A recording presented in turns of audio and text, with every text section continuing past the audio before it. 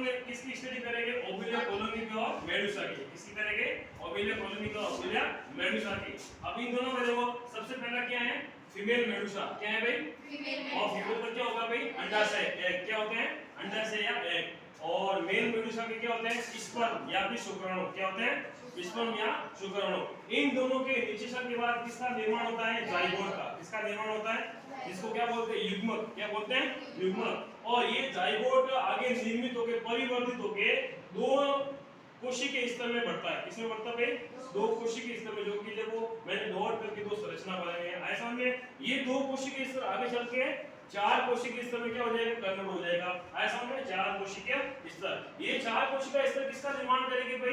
Blastula का। किसका निर्माण करेगी? ब्लास्टुला का। और ये ब्लास्टुला धीरे-धीरे परिवर्तित होकर एक यानी तो फ्री स्विमिंग लार्वा, यानी कि एक तैरता हुआ लार्वा में क्या हो जाएगा? कन्वर्ट हो जाएगा। पानी में मुक्त रूप से तैरता हुआ लार्वे के रूप में क्या हो जाएगा? कन्वर्ट हो जाएगा। और ये लार्वा तैरता हुआ क्या करेगा? अपनी सतह को ढूंढेगा। क्या करेगा? अपनी सतह को, सरफेस को ढूंढेगा जहां पर उसको फिक्स होना है। क्या होना है भाई?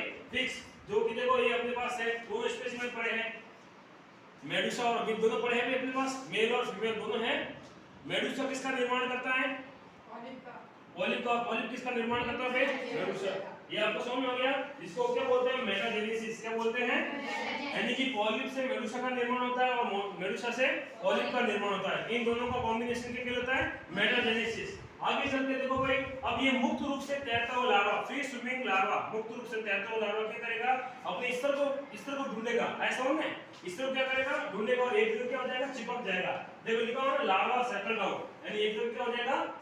चिपक जाएगा। ऐसा हो ना, इसमें देखो एक मैंने पर्टिकुलर एक डायग्राम बनाया जो कि इस तरह से क्या हुआ है? चिपका हुआ है। फिर ये आगे डेवलप होके एक वयस्क में, वयस्क पॉलिप में क्या हो जाएगा? परिवर्तित हो जाएगा। ऐसा हो ना, अभी पूरा परिवर्तन नहीं है, वयस्क हुआ और वयस्क जाके क्या यानी निर्मित होने की, डेवलप का मतलब क्या होता है? विकसित होने की कोशिश करेगा। ऐसा हो ना, विकसित में वो इसमें पॉलिप में कुछ शाखानुमा संरचना बन रही है। ऐसा हो ना, आपको पता है पॉलिप में क्या बनती है? शाखानुमा संरचना, एक जड़ के आकार की संरचना बनती है, नहीं बनती है? ऐसा हो ना, और ये परिवर्तित होकर लास्ट में उनका जो अंतिम स्तर होगा इसमें पूर्ण परिवर्तित हो जाएगा पॉलिप। ऐसा हो ना, पॉलिप से किसका निर्माण होता है? मेडुसा का।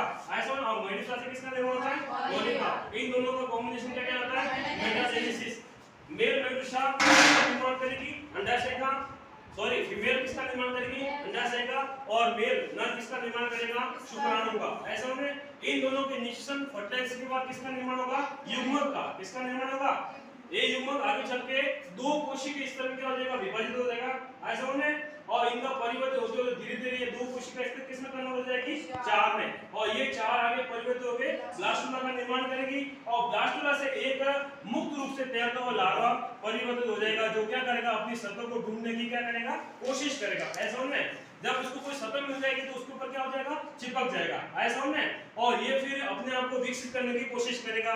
ठीक है, जिसमें वयस्क बनेगा, वयस्क से विकसित पॉलिप बनेगा और विकसित पॉलिप से पूर्ण विकसित पॉलिप का निर्माण हो जाएगा। ऐसा होने ये इसका जीवन चक्र है। किसका जीवन चक्र है? ओविलिया का। इसका जीवन चक्र है जिसमें मेडुसा और पॉलिप अवस्था पाई जाती है। मैंने आपको क्वेश्चन भी दिया था, मेडुसा और पॉलिप अवस्था क्या है? ओविलिया में मेडुसा और पॉलिप अवस्था क्या है? तो आप क्या बताओगे भाई? ओविलिया से, मेडुसा से किसका निर्माण होता है? पॉलिप का निर्माण होता है। और पॉलिप से किसका निर्माण होता है? ऐसा इन दोनों का कॉम्बिनेशन क्या कहलाता है? और ये प्रक्रिया मेटाजेनेसिस है कि नहीं है? मेटाजेनेसिस मैंने क्वेश्चन में पूछा था कि मेटाजेनेसिस क्या होता है? मेटाजेनेसिस वो प्रक्रिया है जिसमें ये कौन सा फाइलम का नहीं बताओ, फाइलम कौन सा? सिलेंट्रेटा। कौन सा संघ है? सिलेंट्रेटा। और सिलेंट्रेटा संघ को नाइडेरिया संघ भी बोलते हैं। ऐसा उनमें जिसमें पाई जाती है दंश कोशिका। क्या पाई जाती है भाई? जो देखो मैंने छोटी-छोटी उभरी हुई कोशिका बनाई, दंश कोशिका बनाई, दंश कोशिका पाई जाती है सिलेंट्रेटा संघ में। और अपन आज स्टडी किसकी करेंगे? ओविलिया की। किसकी कर रहे हैं? ओविलिया की स्टडी करेंगे, जिसमें क्या कौन-कौन सी अवस्था पाई गई है? पॉलिप और मेडुसा। कौन-कौन सी अवस्था है? पॉलिप और मेडुसा। पॉलिप से किसका निर्माण हुआ है? मेडुसा का। और मेडुसा से पॉलिप का। इनमें दोनों में आपको पता है एक तो क्या होता है? लैंगिक, दूसरा क्या होता है? ये बताइए, लैंगिक और दूसरा क्या होता है? अलैंगिक। ऐसा होने लैंगिक कौन होगा भाई? पॉलिप। और अलैंगिक कौन होगा? ऐसा होने लैंगिक और अलैंगिक, इन दोनों का जब निर्माण एक पूर्ण परिपक्व पॉलिप में निर्मित हो जाएगा। ये तो पूरा प्रोसेस ये है भाई ओविलिया का जीवन चक्र। क्या है भाई? ओविलिया का जीवन चक्र। अंडाशय, शुक्राणु, दोनों मिलकर जाइगोट का निर्माण करेगा, जाइगोट मिलकर दो कोशिकीय स्तर का निर्माण करेगा, दो कोशिकीय स्तर मिलकर चार कोशिकाओं में क्या हो जाएगा, विभक्त हो जाएगा, फिर ब्लास्टुला बनेगा, ब्लास्टुला से एक तो मुक्त रूप से तैरता हुआ लार्वा वो क्या करेगा, अपनी सरफेस को, सतह को ढूंढता हुआ पाया जाएगा, कि उसको एक जगह क्या आधार से क्या करना है, चिपकना है, और जब आधार से चिपक जाएगा तो फिर वो पूर्ण विकसित होने की कोशिश करेगा और अंत में जाके एक पूर्ण परिपक्व पॉलिप में क्या हो जाएगा, कन्वर्ट हो जाएगा।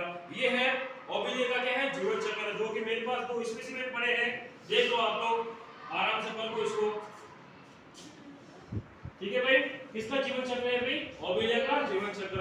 इनमें देखो मेडुसा और कौन सी अवस्था पाई जाती है, अब क्वेश्चन पूछेगा ओबिलिया में कौन सी अवस्था पाई जाती है, तो मेडुसा और पॉलिप, दोनों अवस्था होती क्या है, दोनों क्या अवस्था, मेडुसा किसका निर्माण करती है और पॉलिप किसका निर्माण करेगी।